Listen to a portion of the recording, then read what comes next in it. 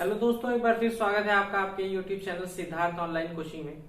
और आज हमें पढ़ना है एप्लीकेशन ऑफ गॉस लॉ। तो एप्लीकेशन ऑफ गॉस लॉ में एक एप्लीकेशन हम लोग पढ़ चुके हैं कि कोई इनफाइनाइटली लॉन्ग वायर है, उस पर अगर लीनियर चार्ज डिस्ट्रीब्यूशन है तो उसके लिए इलेक्ट्रिक फील्ड इंटेंसिटी की वैल्यू क्या होगी। आज हमें पढ़ना है electric field intensity due to a non conducting uniformly charge solid sphere. तो कोई एक सॉलिड स्फीयर है, कोई एक बॉल है जो अंदर से भरी हुई है। मान लिया गया इस प्रकार से ये स्फीयर तो नहीं है पूरा, तो लेकिन कंसीडर करते हैं स्फीयर है। तो कोई एक स्फीयर है जो कि नॉन कंडक्टिंग है। नॉन कंडक्टिंग का मतलब क्या हुआ कि जहां भी चार्ज दिया जाएगा चार्ज वहीं का वहीं रुका रहेगा। कंडक्टर मतलब होता है चालक। चालक में से चार्ज अगर देते हैं तो वो स्फीयर पे पहुंच जाता है। लेकिन सॉलिड स्फीयर में अगर सॉलिड स्फीयर है और नॉन कंडक्टिंग है, तो नॉन कंडक्टिंग अगर स्फीयर है तो जहां भी चार्ज दिया जाएगा, जहां भी चार्ज इंजेक्ट किया जाएगा, वो चार्ज वही का वही रह जाएगा। तो अब मान लिया गया कि कोई एक सॉलिड स्फीयर है, कंसीडर कर लिया गया, मान लिया गया, इसे बना भी ले कि कोई एक सॉलिड स्फीयर है जिसकी रेडियस है कैपिटल आर। रेडियस हो गई इस पे इसकी कैपिटल आर। ये एक सॉलिड स्फीयर है, इसका रेडियस हो गया कैपिटल आर।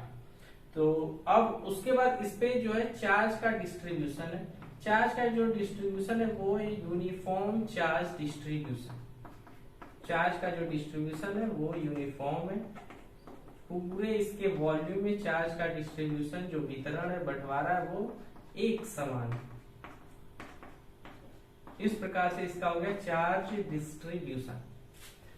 तो अब उसके बाद तो सबसे पहले तो इसे सपोज करें कि consider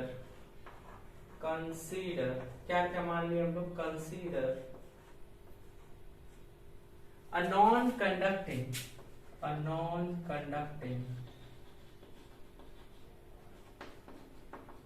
conducting solid sphere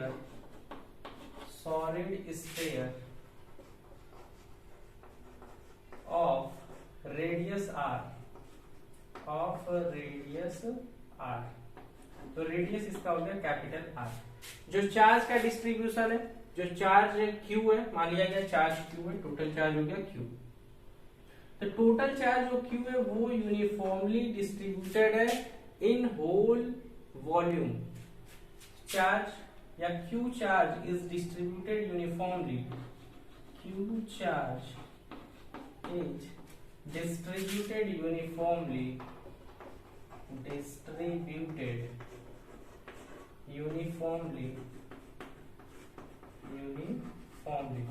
Q charge is distributed uniformly। Q charge है वो यूनिफॉर्मली डिस्ट्रीब्यूटेड है। और कहाँ डिस्ट्रीब्यूटेड है? Q charge is distributed uniformly in the volume, in the whole volume of sphere। In the whole volume of sphere. तो पूरे volume में Q charge जो है वो यूनिफॉर्मली डिस्ट्रीब्यूटेड है।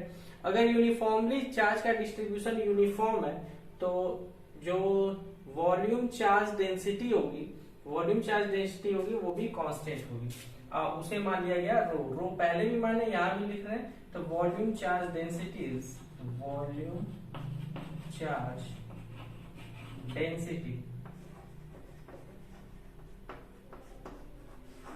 रो इज कांस्टेंट, हर जगह बराबर। इतनी बात हो गई कि सबसे पहले क्या किया गया, सबसे पहले एक सॉलिड स्फीयर ले आ गया जो कि नॉन कंडक्टिंग है। तो एक नॉन कंडक्टिंग सॉलिड स्फीयर ले लिया गया इस प्रकार से, इसका रेडियस है कैपिटल आर और इस पे यूनिफॉर्मली डिस्ट्रीब्यूटेड है क्यू चार्ज इसके होल वॉल्यूम में। मतलब इस प्रकार से ये 3D डायमेंशन है, इसके आगे भी ऐसे उभरा हुआ है, इसके पीछे भी इस प्रकार से उभरा हुआ है। जैसे कोई बॉल ले ली जाए इस प्रकार से, और ये पूरा इस प्रकार से बॉल रहेगी। तो इसमें जो चार्ज का डिस्ट्रीब्यूशन है ये इसके पूरा अंदर यूनिफॉर्मली डिस्ट्रीब्यूटेड है। अब उसके बाद क्या हुआ कि अब इसकी वजह से हमें इलेक्ट्रिक फील्ड की वैल्यू कैलकुलेट करना है। तो इलेक्ट्रिक फील्ड कहें या इलेक्ट्रिक फील्ड इंटेंसिटी कहें, इसके लिए 3 कंडीशन है। एक कंडीशन तो ये कि इस जो स्फीयर है, सॉलिड स्फीयर है, इस स्फीयर के बाहर कहीं भी इलेक्ट्रिक फील्ड, किसी भी पॉइंट पे इलेक्ट्रिक फील्ड कैलकुलेट किया जा सकता है। तो एक तो मान लिया गया ये पॉइंट यहीं बना लिया गया, इस पॉइंट को कहें P, ये P पॉइंट हो गया। P पॉइंट पे हमें इलेक्ट्रिक फील्ड इंटेंसिटी की वैल्यू कैलकुलेट करनी है इस नॉन कंडक्टिंग सॉलिड स्फीयर की वजह से जिसपे क्यू चार्ज डिस्ट्रीब्यूटेड है। तो एक तो पॉइंट ये P हो गया outside the sphere. Outside the sphere कहीं हो सकता है, यहाँ हो सकता है, यहाँ हो सकता है, यहाँ हो सकता है, यहाँ इससे भी दूर हो सकता है, इसके चारों तरफ कहीं भी हो सकता है। तो फर्स्ट हेडिंग हो जाएगी point P outside the sphere. तो एक कंडीशन तो ये बन गई कि पॉइंट P जब आउटसाइड द स्फीयर है तब इलेक्ट्रिक फील्ड इंटेंसिटी की वैल्यू क्या होगी। अब उसके बाद दूसरी बात करें इसमें, तो दूसरा कंडीशन हो सकता है when point P lies on the surface of sphere. दूसरा पॉइंट क्या हो सकता है कि जब जो पॉइंट P है, दूसरा पहला हेडिंग तो हो गया कि जब point P outside the sphere है कहीं पर भी। दूसरा हेडिंग बन सकता है कि जब इसके सरफेस पे हो, और तीसरा हेडिंग बन जाएगा कि जब इस सॉलिड स्फीयर के अंदर कहीं भी पॉइंट P हो तब इलेक्ट्रिक फील्ड इंटेंसिटी की वैल्यू क्या होगी। तो सबसे पहले हम लोग हेडिंग लिखेंगे कि electric field intensity due to a non conducting uniformly charge solid sphere. इसमें कंसीडर कर लिया गया कि consider a non conducting solid sphere जिसका रेडियस r है, q is the charge, q charge is distributed uniformly in whole volume या फिर in volume of sphere, और वॉल्यूम चार्ज डेंसिटी हो गई इसकी रो। इतनी बात हम लोग समझ गए। अब हमें एक पॉइंट फाइंड जो करना है, फर्स्ट हेडिंग जो फाइंड करना है वो तब के लिए कि जब जिस पॉइंट P पर हमें इलेक्ट्रिक फील्ड इंटेंसिटी कैलकुलेट करना है वो पॉइंट आउटसाइड द स्फीयर। तो फर्स्ट हेडिंग इसमें लिखे क्योंकि इसमें तीन कंडीशंस आएंगी। तो फर्स्ट कंडीशन लिखे कि पॉइंट P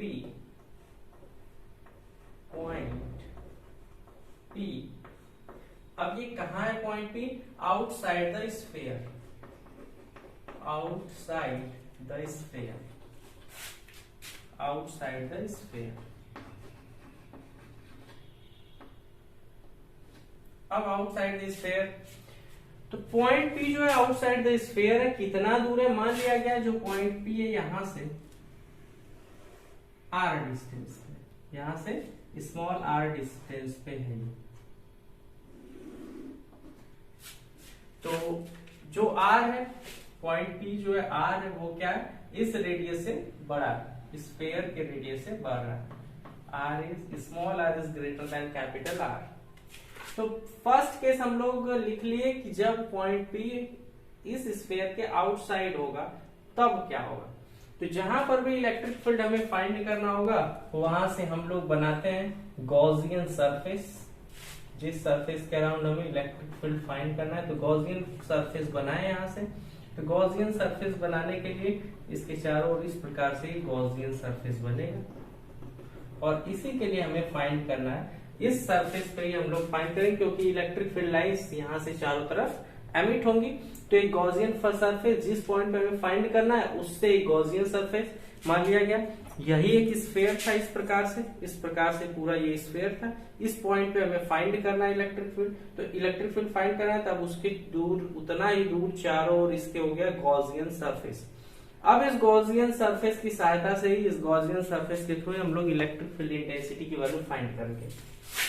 तो इसी पे एक छोटा सा सरफेस बना लिया गया जिसे कहेंगे, अब छोटा सा सरफेस बनाया, पूरा इसका सरफेस एरिया जो होगा वो इस रेडियस के स्फीयर का सरफेस होगा। अब पूरे का एक साथ फाइंड करने से अच्छा है कि इस पे एक छोटा सा डिफरेंशियल पार्ट बना लिया जाए। उसका सबसे पहले हम लोग फ्लक्स फाइंड करें, फिर इसका इंटीग्रेशन कर दिया जाएगा। इंटीग्रेट समाकलन, इंटीग्रेशन अर्थात समाकलन करने के बाद हमें टोटल इस वॉल्यूम का टोटल जो पूरा एरिया है, पूरा जो गॉसियन सरफेस है उसका हमें मिल जाएगा फ्लक्स, और फिर उसके बाद कर लेंगे आगे की बात।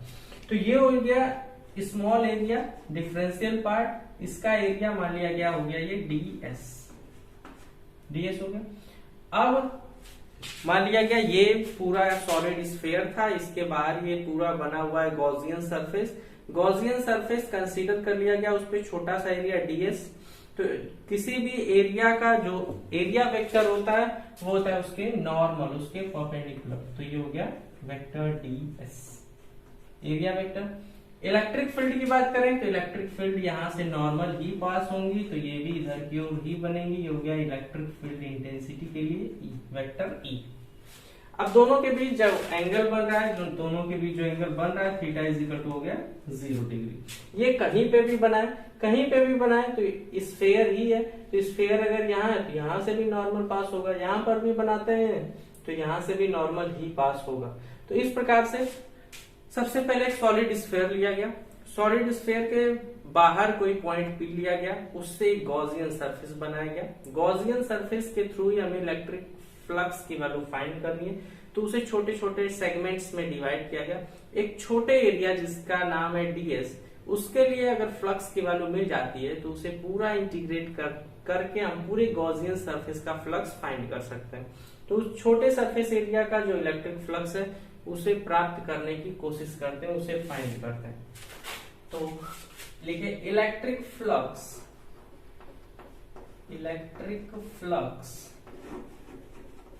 थ्रू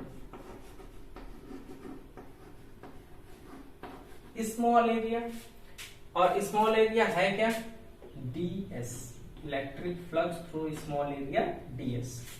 तो इसके थ्रू इलेक्ट्रिक फ्लक्स की वैल्यू होगी क्या, तो अब स्मॉल एरिया तो इलेक्ट्रिक फ्लक्स भी स्मॉल ही होगा, तो इसे कहेंगे d, इलेक्ट्रिक फ्लक्स को कहेंगे phi e is equal to, होता क्या है, ये होता है E area into electric field, या इलेक्ट्रिक फील्ड इंटू एरिया। ये डॉट प्रोडक्ट है E डॉट ds एरिया, तो vector E dot vector ds।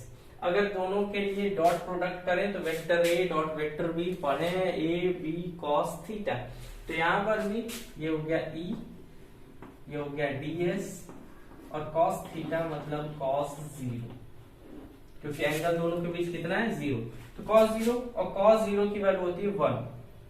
तो जो स्मॉल इलेक्ट्रिक फ्लक्स है, इलेक्ट्रिक फ्लक्स छोटे से एरिया के थ्रू है, वो हमें मिल गया E into ds।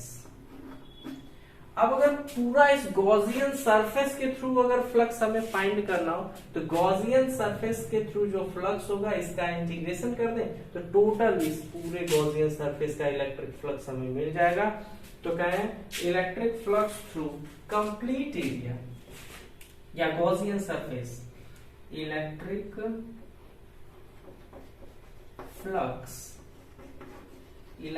Flux through Gaussian surface, या फिर कहें complete area, through complete area,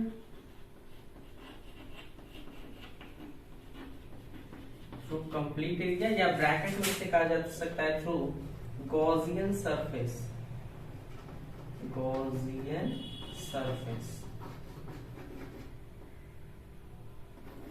surface. तो इसका इंटीग्रेशन कर रहे हैं तो d फाई e का इंटीग्रेशन हो जाएगा फाई, ये हो गया इलेक्ट्रिक फ्लक्स। इधर इंटीग्रेशन करें तो e इंटू ये हो जाएगा इंटीग्रेशन ऑफ ds, या पूरा पहले यहां लिख लें, सरफेस इंटीग्रेशन ही करना है, into ds is equal to e surface integration of ds। Surface integral अगर करें इसका ds तो पूरा सरफेस इसका फाइंड करना है, इस गॉसियन सरफेस का हमें फाइंड करना है पूरा सरफेस एरिया। और किसी भी स्फेयर का जो एरिया होता है वो होता है 4 पाई r स्क्वायर। तो अब 4 पाई हो गया, r माने इस सरफेस का रेडियस, इस सरफेस का रेडियस है स्मॉल r। तो अगर इसकी वैल्यू रखें तो इसकी वैल्यू रख सकते हैं हम e इंटू इसका जो सरफेस एरिया है वो मिल गया हमें 4 पाई स्मॉल r का स्क्वायर। और बाई गॉस लॉ हम लोग पढ़े, क्या पढ़े, तो फाई ई की वैल्यू तो हमें मिल गई, phi E is equal to हो गया ई इंटू 4 पाई आर स्क्वायर। और गॉस लॉ के अकॉर्डिंग पढ़े कि किसी भी क्लोज सरफेस के थ्रू जो फ्लक्स होगा वो होगा 1 by epsilon naught times of total charge. तो इसके थ्रू जो फ्लक्स होगा वो कितना होगा, 1 by epsilon naught times of total charge, मतलब q बाई एप्सिलॉन नॉट। तो इस बात को भी लिख दें, तो by Gauss law, by Gauss law क्या होता है, electric flux phi is equal to होता है q बाई एप्सिलॉन नॉट। ये वैल्यू भी अगर यहां रख दें तो फाई गॉस लॉ के अकॉर्डिंग यहाँ आप लिख सकते हैं बाई गॉस लॉ के according phi is equal to Q by epsilon naught. Value place किए, ये हो गया Q by epsilon naught is equal to E into 4 pi are square, 4 pi are square. यहां से इलेक्ट्रिक फील्ड की value find कर सकते हैं। इलेक्ट्रिक फील्ड इंटेंसिटी की वैल्यू अगर देखें तो इलेक्ट्रिक फील्ड ई को यहीं रहने दिया जाए, is equal to into 4 pi are square था, ये यहाँ पे है इंटू 4 पाई आर स्क्वायर। तो अब ई की वैल्यू तो यही रह गई, 4 पाई आर स्क्वायर मल्टीप्लाई में तो इधर आएगा तो डिवाइड में हो जाएगा। तो ई की वैल्यू यहाँ स्पेस कम है तो यही लिख दे रहे हैं, ई इज इक्वल टू हो जाएगा, इधर आएगा डिवाइड में 1/4 पाई आर स्क्वायर इंटू ये क्यू बाई एप्सिलॉन नॉट अपनी जगह, ये रह गया क्यू बाई एप्सिलॉन नॉट। तो इलेक्ट्रिक फील्ड की वैल्यू हमें मिल गई, ई की वैल्यू कितनी मिल गई 1/4 pi are square into Q by epsilon naught. अब क्यू की वैल्यू हम फाइंड कर सकते हैं, क्योंकि एक चीज इसमें हम लोग लिखे थे कि जो चार्ज वॉल्यूम में डिस्ट्रीब्यूशन है तो उसे कहेंगे वॉल्यूम चार्ज डेंसिटी कितना होगा, इसे रो से रिप्रेजेंट करते हैं। रो इज इक्वल टू होता है total charge upon total volume. तो यहां से अगर फाइंड करें चार्ज की वैल्यू तो charge Q is equal to लिखा जा सकता है rho into v, rho into v. V मतलब वॉल्यूम है जहां पे जिसपे भी ये पूरा वॉल्यूम जिसमें चार्ज का डिस्ट्रीब्यूशन है, तो जिसमें चार्ज का डिस्ट्रीब्यूशन है ये अंदर वाला ये सॉलिड स्फीयर, ये जो नॉन कंडक्टिंग था, इसके अगर वॉल्यूम की बात करें तो किसी भी स्फीयर का जो वॉल्यूम होता है वो होता है रो की तो वैल्यू रो में इंटू वॉल्यूम, वॉल्यूम मतलब 4/3 पाई आर क्यूब। तो इसका जो रेडियस है वो है कैपिटल आर, तो वॉल्यूम हो गया इसका 4/3 पाई आर क्यूब। गोले का आयतन पढ़े हैं आप 4/3 पाई आर क्यूब। तो ये हो गया चार्ज की वैल्यू। चार्ज की वैल्यू चाहे तो यहाँ प्लेस कर सकते हैं और नहीं प्लेस करेंगे तो ये वैल्यू भी प्लेस कर सकते हैं रो इंटू वी, तब भी सही है। या ये वैल्यू प्लेस कर दें तो कट आउट के कुछ वैल्यू मिल जाएगी। तो electric field is equal to 1/4 pi epsilon naught लिख सकते हैं इसे, 1/4 pi are square q by epsilon naught है। जैसे वैसे ही लिख दें अगर चाहें तो, या फिर इसे अगर रीअरेंज किया जाए तो इस प्रकार से भी लिख सकते हैं 1/4 pi epsilon naught Q by are square. कुछ नहीं किया, एप्सिलॉन नॉट को पहले लिख दिया और आर स्क्वायर को बाद में लिख दिए। तो इज इक्वल टू हो गया, इससे लिखने में आसानी रहेगी जो आपको बार बार आता है। ये हो गया 1/4 pi epsilon naught into Q by are square. अब क्यू की वैल्यू में मिल गई, क्यू की वैल्यू मिल गई ऊपर क्या rho into 4/3 pi are cube, pi are cube. तो 4 पाई, ये 4 पाई कैंसिल हुआ और क्या कैंसिल होगा और कुछ नहीं बचा, क्या इज इक्वल टू बच गया हमें, ये एप्सिलॉन नॉट है और ये 3 है तो 3 एप्सिलॉन नॉट एक बार में लिख दें, ऊपर रो है तो रो बाई 3 एप्सिलॉन नॉट इंटू, और देखते हैं क्या बचता है ऊपर। ऊपर बचा है capital R cube, capital R cube upon नीचे क्या बचा है, नीचे बचा है आर स्क्वायर। तो ये हो गया इलेक्ट्रिक फील्ड इंटेंसिटी की वैल्यू किसी भी पॉइंट पे जो आउटसाइड द स्फीयर। तो किसी भी पॉइंट पे outside the sphere electric field intensity की वैल्यू हमें मिल गई।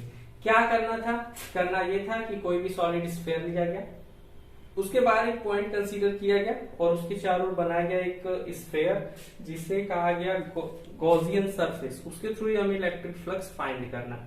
इसके लिए क्या करें, इस गॉसियन सरफेस को के छोटे पार्ट पे हम लोग फ्लक्स की वैल्यू फाइंड करना है। फ्लक्स की वैल्यू जब छोटे से पार्ट पे फाइंड करेंगे तो फ्लक्स की वैल्यू जो भी मिलेगी अगर उसे इंटीग्रेट कर दिया जाए तो टोटल फ्लक्स की वैल्यू, टोटल गॉसियन सरफेस की वैल्यू हमें मिल जाएगी। इंटीग्रेट करने के बाद टोटल गॉसियन फ्लक्स के थ्रू हमें वैल्यू जो मिल गई फाई इज इक्वल टू वो मिल गया E into 4 pi are square. Gauss law के अकॉर्डिंग होता है ये फ्लक्स की value Q by epsilon naught, दोनों को इक्वेट किए, ई की वैल्यू यहाँ से मिल गई 1/4 pi are square q by epsilon naught, या लिख सकते हैं 1/4 pi epsilon naught Q by are square. अब इसमें जो volume charge density rho is equal to होता है वो होता है चार्ज अपॉन वॉल्यूम।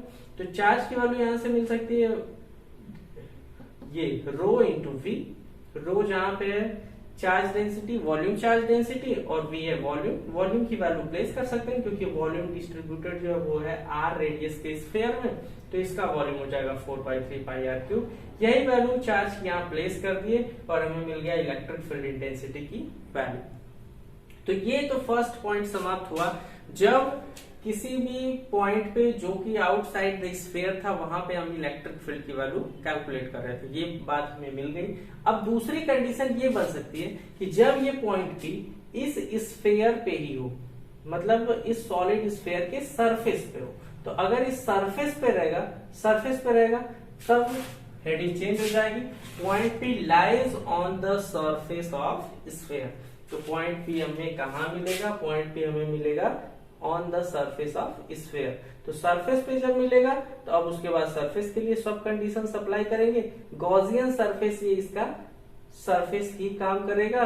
तो उसके बाद देखते हैं क्या होती है कंडीशन। दूसरा पॉइंट अब हमें पढ़ना है कि जब पॉइंट पी जो है लाई कर रहा है on the surface of solid sphere, तो जो पॉइंट पी है ये सरफेस पे ही लाई कर रहा है। कहीं भी पूरे सरफेस पे, पूरे ये अगर स्फीयर है तो इसके आगे भी उभरा हुआ पार्ट होगा, उस पर भी सरफेस पे कहीं लाई कर सकता है, इसके पीछे भी कहीं लाई कर सकता है। जब भी लाई करेगा सरफेस पे ही लाई करेगा। तो सरफेस पे मान लिया गया यहां पॉइंट पी लाई कर रहा है, पॉइंट पी हो गया। तो गॉसियन सरफेस यही पॉइंट पी से ही अब इसे बनाया जाएगा। जो सॉलिड स्फीयर का सरफेस है वही गॉसियन सरफेस होगा क्योंकि पॉइंट पी जो है इसी पे लाई कर रहा है। तो सेकेंड हेडिंग बनेगी, सेकेंड हेडिंग बन गई हमारी कि point P lies on the surface of sphere. तो सरफेस ऑफ स्फीयर है तो point P small R distance away अगर यहां से भी मानते हैं तो स्मॉल आर और कैपिटल आर दोनों की वैल्यू बराबर है। जो सॉलिड स्फीयर का सरफेस है वही गॉसियन सरफेस भी है। तो इस सरफेस को क्या कह सकते हैं?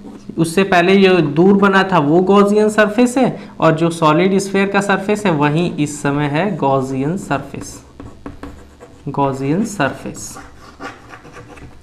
अब गॉसियन सरफेस बना लिया गया।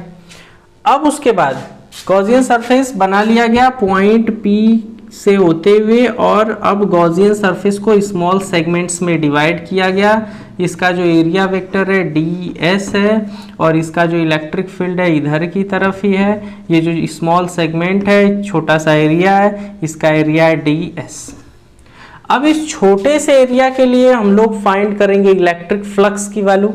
जब वैल्यू मिल जाएगी तब इंटीग्रेट करके पूरे एरिया के लिए इलेक्ट्रिक फ्लक्स की वैल्यू फाइंड कर लेंगे। तो ये काम पहले भी किए थे, फर्स्ट हेडिंग में भी किए थे जब पॉइंट पी लाइज कहां पड़ रहा था? Outside the sphere. अब ऑन द स्फीयर है, तब देखते हैं कैसे होगा।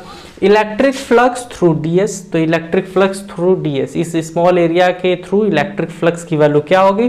तो ये हो जाएगा D phi E is equal to E into D S, या इसे डॉट प्रोडक्ट है लिख सकते हैं E D S cos theta. दोनों के बीच का एंगल जो एरिया वेक्टर है, जो इलेक्ट्रिक फील्ड है, दोनों के बीच 0 डिग्री बन रहा है। तो कॉस 0 की वैल्यू होती है 1। तो small electric flux small area के थ्रू मिल गया, D phi is equal to E into D S. अब टोटल फ्लक्स चाहिए। टोटल फ्लक्स के लिए electric flux through complete area या फिर थ्रू गॉसियन सरफेस कितना हो जाएगा? ये इसका इंटीग्रेशन कर दें, d phi is equal to हो गया ई इंटू डी एस। इंटीग्रेशन करें तो e surface integration of d S. अब जो सरफेस, तो यहाँ पे तो पूरा फ्लक्स हो गया, पूरा फ्लक्स मिल गया गॉसियन सरफेस के थ्रू। कितनी वैल्यू मिली? E into 4πr²।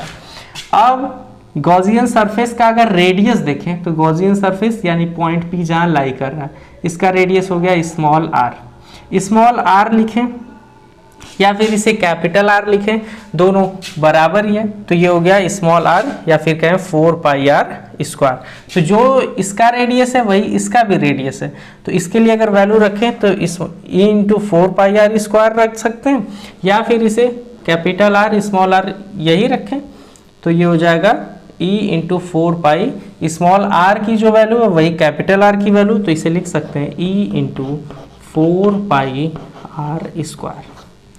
और फ्लक्स गॉस थ्योरम के अकॉर्डिंग फ्लक्स की वैल्यू होती है Q/ε0।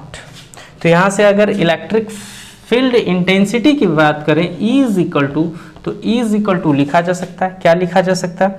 4πr² नीचे लिख दे तो ये हो जाएगा q by 4 pi are square into epsilon naught, या लिख सकते हैं 1 by 4 pi epsilon naught into Q by capital R square. Charge की वैल्यू रख सकते हैं, volume charge density rho is equal to होता है क्यू बाई वी, तो क्यू की वैल्यू यहाँ से मिल सकती है रो इंटू वी, रो जहाँ पे वॉल्यूम चार्ज डेंसिटी है, रो इंटू वी, वी माने इस स्फेयर का वॉल्यूम, तो इस स्फेयर का वॉल्यूम तो वही रहेगा, कितना रहेगा 4/3 पाई आर क्यूब।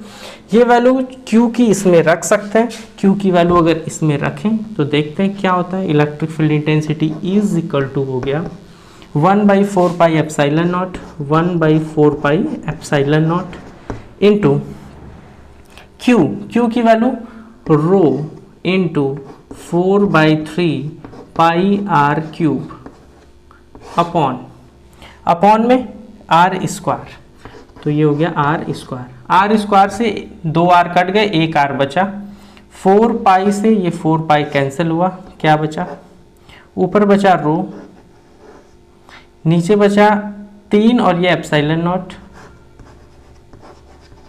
इनटू, अब आर स्क्वायर से यह आर स्क्वायर 2 कैंसिल हुआ, 1 बचा, तो ये क्या rho by 3 epsilon naught into capital are.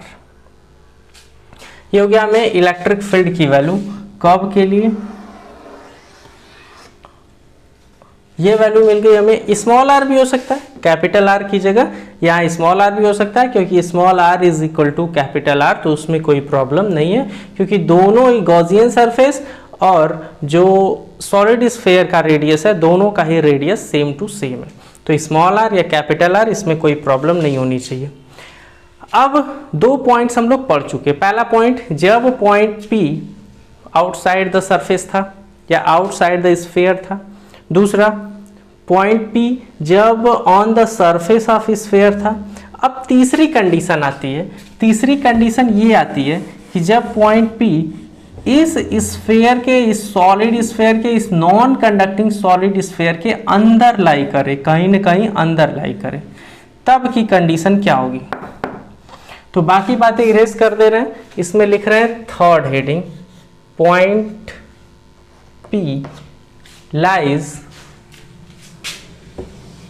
in the sphere,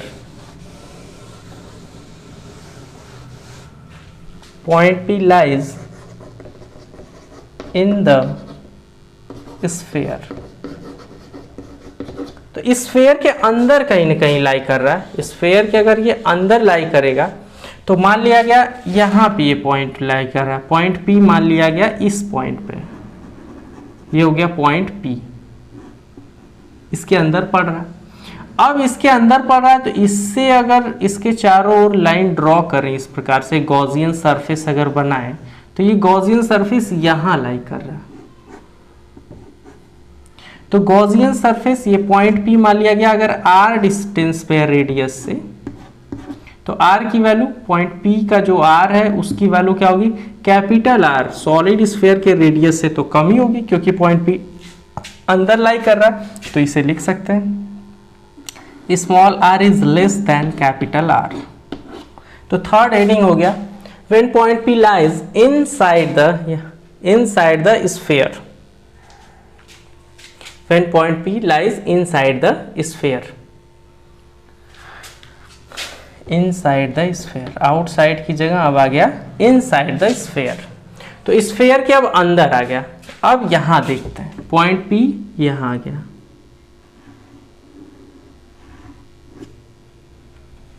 थोड़ा डायग्राम अब ये छोटा हो गया, इसे समझने का प्रयास करें। ये पॉइंट P इस पे आ रहा है, तो अब ये पूरा का पूरा हो गया गॉसियन सरफेस। अब इस छोटे से एरिया को भी मान लिया गया ds, अगर इसके लिए एरिया वेक्टर बनाए तो बाहर की तरफ ही बनेगा। अब उसके बाद इलेक्ट्रिक फील्ड भी बाहर की ओर ही बनेगा। तो अब देखते हैं, अब हमें जो बात करनी है इस छोटे गॉसियन सरफेस ये इसके अंदर लाई कर रहा है, तो गॉसियन सरफेस इसके अंदर लाई कर रहा है, तो गॉसियन सरफेस के थ्रू जो इनक्लोज्ड चार्ज है, इस टोटल वॉल्यूम में चार्ज था Q, टोटल वॉल्यूम में बड़ा स्फेयर था और चार्ज का यूनिफॉर्मली डिस्ट्रीब्यूशन था, तो उसमें टोटल चार्ज Q था। अब उसके अंदर पहुंच गए, बहुत छोटे से पार्ट की बात करें, थोड़े पार्ट की बात करें, तो उस पर चार्ज अब पूरे स्फेयर की तुलना में तो कम ही होगा। इस कम चार्ज को क्या लिया गया, Q डैश। इस कम चार्ज को क्या लिया गया, Q डैश। अर्थात गॉसियन सरफेस से जो इनक्लोज्ड चार्ज है वो हो गया Q डैश। गॉसियन सरफेस से जो इनक्लोज्ड चार्ज है वो हो गया Q डैश। अब इस स्मॉल सेगमेंट से हम लोग फ्लक्स की वैल्यू फाइंड करते हैं, फिर गॉस लॉ इस पे अप्लाई करते हैं। तो देखते हैं क्या होता है। तो सबसे पहले अगर लिखें तो लिखना पड़ेगा electric flux through small area ds। तो वही बात लिख दिए, electric flux through ds d phi E is equal to E into ds। ठीक है, E ds cos थीटा, दोनों एक ही लाइन के अलॉन्ग काम कर रहे हैं, तो थीटा की वैल्यू 0 हो गई, फ्लक्स की वैल्यू हो गई E इंटू ds। अब उसके बाद electric flux through complete area या फिर थ्रू कंप्लीट गॉसियन सरफेस। तो इस पूरे गॉसियन सरफेस के थ्रू फ्लक्स का जो के इस कंप्लीट गॉसियन सरफेस के थ्रू हमें फ्लक्स फाइंड करना है, तो कर दें इसका इंटीग्रेशन कर दिए, तो टोटल फ्लक्स हमें मिल गया फाई ई। उसके बाद इसका इंटीग्रेशन करें, तो इसका इंटीग्रेशन करने के बाद ये हो गया surface integration of D into S. अब उसके बाद देखें अगर, तो क्या लिख सकते हैं, flux phi E is equal to flux phi E is equal to क्या हो गया, ई डी एस, मतलब इस गॉसियन सरफेस का पूरा सरफेस एरिया। तो कितना होगा, गॉसियन सरफेस वॉल्यूम के फॉर्म, सॉलिड के फॉर्म में, तो सॉलिड का वॉल्यूम, सॉलिड का जो सरफेस एरिया होता है, बार का सरफेस एरिया होता है 4 पाई आर स्क्वायर, इसका रेडियस है स्मॉल आर, तो ये हो जाएगा 4 pi small R square, 4 pi small are का स्क्वायर हो गया ये।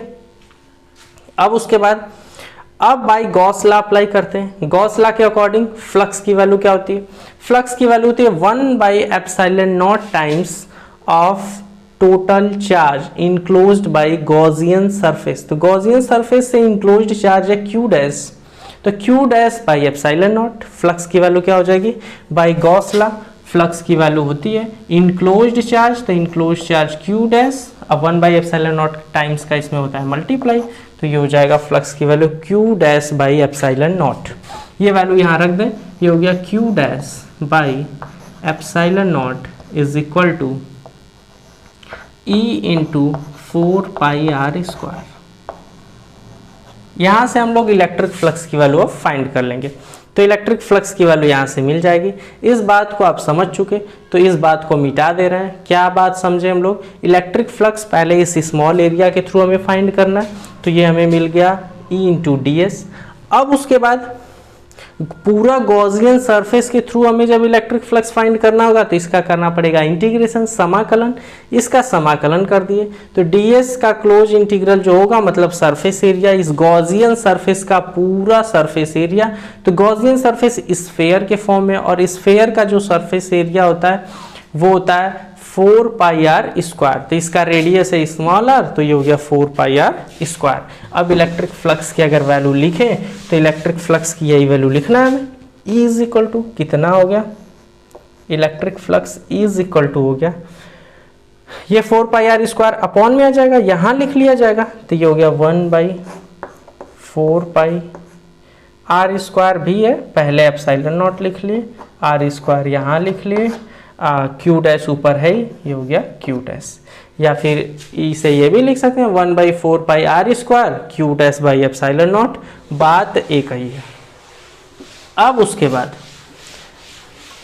चार्ज डेंसिटी की बात करते हैं। अब जो चार्ज डेंसिटी Q डैश की वैल्यू है, अगर पूरे स्फेयर की बात होती थी तो Q की वैल्यू हमें मिल जाती थी, ρ is equal to Q by V। अब हम लोग Q डैश इतने ही चार्ज की बात करेंगे, तो देखते हैं इतने चार्ज में या इतने चार्ज में, अब इतने स्फेयर में या इतने वॉल्यूम में कितना चार्ज होता है। इतने वॉल्यूम में गॉसियन जो सरफेस है, इसके वॉल्यूम में कितना इंक्लोज्ड चार्ज है, तो इसमें कितना इंक्लोज्ड चार्ज है, पूरे पे जो इंक्लोज्ड चार्ज था वो था Q। अब पूरे का एरिया था 4/3 पाई आर क्यूब। तो एरिया की बात करें, चार्ज ऑन, इस बात को लिखें, चार्ज ऑन कंप्लीट स्फीयर, या कंप्लीट स्फीयर का वॉल्यूम था 4/3 पाई आर क्यूब वॉल्यूम। तो charge on 4/3 pi are cube volume, तो पूरा 4/3 पाई आर क्यूब वॉल्यूम पे जो चार्ज था वो था Q। अब अगर एकांक यूनिट वॉल्यूम पे बात करें, एक वॉल्यूम पे बात करें, एक को कहेंगे यूनिट, तो यूनिट ऐकिक नियम में आप पढ़ें तो ये हो जाएगा Q बाई, यहाँ डिवाइड हो जाएगा 4/3 पाई आर क्यूब। अब हमें किस पे वॉल्यूम फाइंड करना है, इस एरिया पे गॉसियन सरफेस पे फाइंड करना है। तो गॉसियन सरफेस का अगर रेडियस r है तो इसका वॉल्यूम हो जाएगा 4/3 पाई स्मॉल आर क्यूब, क्योंकि इस कोई भी स्फीयर जो उसका रेडियस रहेगा उसी से हम लोग वॉल्यूम फाइंड करेंगे। तो इसका वॉल्यूम, इसका आयतन क्या हो जाएगा 4/3 पाई स्मॉल आर का क्यूब, क्योंकि इसका रेडियस ही स्मॉल है। तो हम लोग कहें charge on 4/3 pi are cube volume, या फिर इसे कहेंगे गॉसियन सरफेस। गॉसियन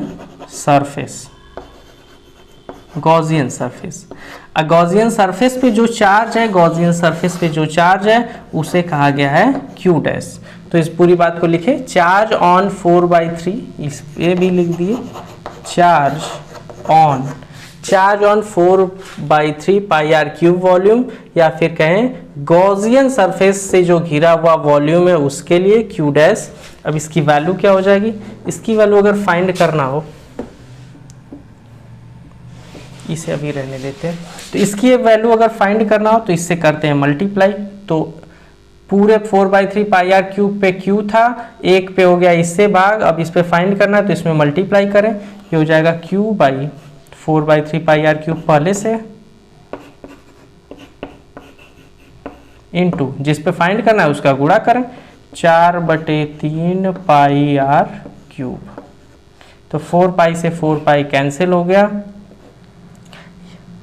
और उसके बाद 3 से 3 भी कैंसिल हुआ, ये बचा Q बाई, ये कितना बचा, ये बचा Q into small R cube by capital R cube. तो Q डैश की वैल्यू हमें मिल गई, Q डैश की वैल्यू हमें मिल गई। Q डैश की वैल्यू कितनी मिली, Q into R cube small R cube by capital R cube. तो Q डैश की वैल्यू मिल गई कि इसमें जो गॉसियन सरफेस के अंदर इंक्लोज्ड चार्ज है उसकी वैल्यू हो जाएगी Q into R cube by capital R cube.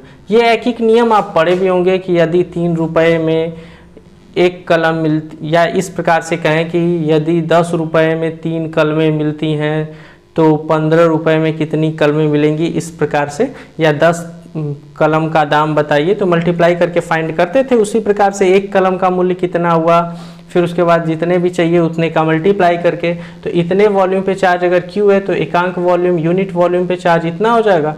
तो 4/3 पाई स्मॉल आर क्यूब पे कितना चार्ज होगा तो उसका मल्टीप्लाई कर दिए, Q डैश की वैल्यू हमें मिल गई।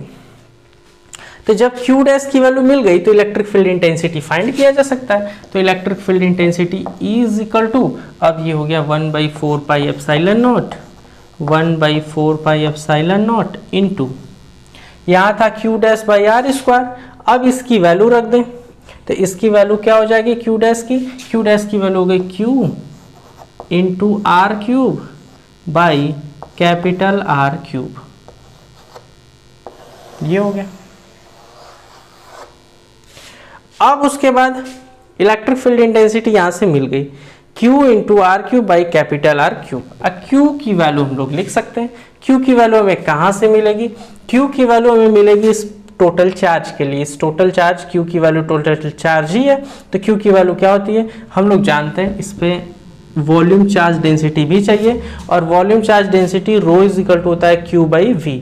तो अब ये Q तो वही है Q जो चार्ज था तो चार्ज के लिए जो वैल्यू है वही रहेगी। तो rho is equal to Q by v, यहाँ से क्यू की वैल्यू है रो इंटू वी, वी मतलब वॉल्यूम, क्योंकि चार्ज पूरा डिस्ट्रीब्यूटेड था होल एरिया पे, तो इसके लिए हम लोग जब चार्ज की वैल्यू फाइंड कर रहे हैं, चार्ज की वैल्यू फाइंड कर रहे हैं तो चार्ज की वैल्यू है रो इंटू वी। चार्ज पूरा डिस्ट्रीब्यूटेड है पूरे वॉल्यूम पे, तो इसके लिए जो वॉल्यूम रखा जाएगा पूरा का पूरा वॉल्यूम रखा जाएगा। तो पूरा का पूरा अगर वॉल्यूम रख दिए तो ये हो गया रो इंटू वी, और रो की वैल्यू है 4/3 पाई आर क्यूब। अब उसके बाद तो इलेक्ट्रिक फील्ड इंटेंसिटी की वैल्यू अब फाइंड की जा सकती है। तो इलेक्ट्रिक फील्ड इंटेंसिटी की वैल्यू मिली थी 1/4 pi epsilon naught Q R cube by capital R cube. Q की वैल्यू वही रखना है हमें, रो इंटू वी रखें या रो इंटू 4/3 पाई आर क्यूब रखें, वही वैल्यू रख रहे हैं। तो इलेक्ट्रिक फील्ड इंटेंसिटी की वैल्यू अब यहाँ फाइंड कर रहे हैं। ये E इज इक्वल टू हो गया, क्या हो गया, ये हो गया 1/4 pi epsilon naught, 1/4 pi epsilon naught into q. Q की वैल्यू कहाँ है, क्यू की वैल्यू ये है, और इसकी वैल्यू रख दी रो 4/3 पाई आर क्यूब। ये हो गया क्यू की value into small R cube, into small R cube upon capital R cube, into ये हो गया कैपिटल आर क्यूब।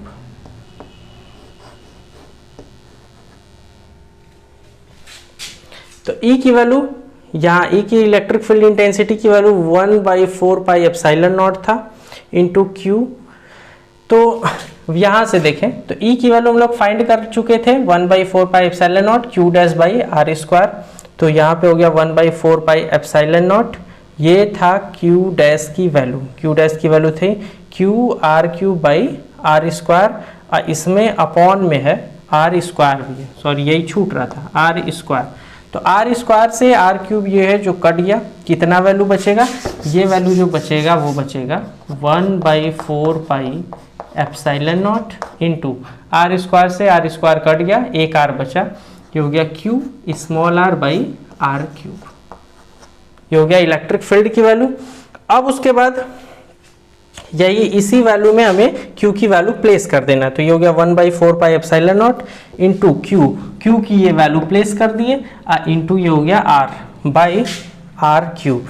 ठीक, अब ये आर क्यूब से आर क्यूब कैंसिल हुआ, ये 4 पाई से 4 पाई कैंसिल हुआ, बचा क्या, बचा यहाँ पे इज इक्वल टू, यहाँ पे बचा ऊपर तो केवल rho into r, rho into r, upon में क्या बचा, अपॉन में बचा 3 एप्सिलॉन नॉट, 3 एप्सिलॉन नॉट। ये हो गया इलेक्ट्रिक फील्ड इंटेंसिटी की वैल्यू इनसाइड द स्फीयर।